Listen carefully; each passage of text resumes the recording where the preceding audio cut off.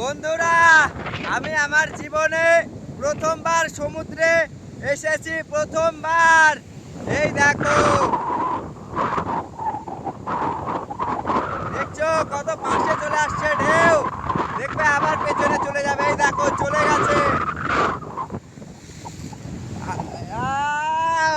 মারাত্মক লাগছে, মারাত্মক। মানে চারিদিকে জল ছাড়া আর কিছুই নেই। এই দেখো, মানে আমি মহাদেবকে অসংখ্য ধন্যবাদ জানাই। আর মহাদেবও এখানে রয়েছে। এই দেখো, দেবাদিদেব মহাদেব, মহাদেবকে অসংখ্য ধন্যবাদ জানাই যে এই রকম জায়গাতে আমাকে আনার জন্য।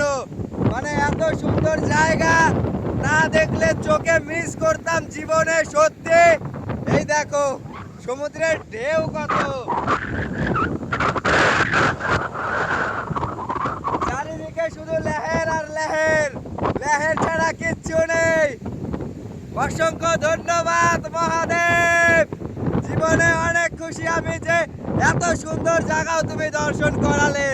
তুমি তো তোমার দর্শন করাচ্ছই, তার সঙ্গে তুমি প্রকৃতিরও দর্শন করাচ্ছ আমাকে। আমি অনেক খুশি।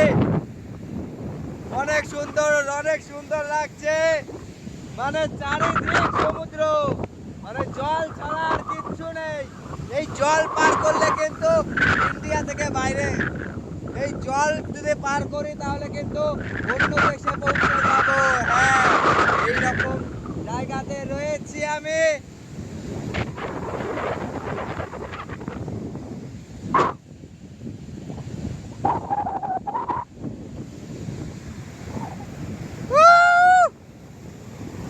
অনেক সুন্দর লাগছে বন্ধুরা। মানে আমার পেছন দিকে দেখছো কেমন মরুভূমির মতো লাগছে, আর এই দিকে দেখো, দেখছো, আর এই দিকে দেখো। মহাদেব, হর হর মহাদেব, হর হর মহাদেব। ভক্তরা কমেন্ট করো হর হর মহাদেব। তোমাদেরও জীবনের স্বপ্ন পূরণ হয়ে যাবে। এরকম সমুদ্র, কেদারনাথ, বদ্রীনাথ তোমরাও দর্শন করতে পারবে। শুধু কমেন্ট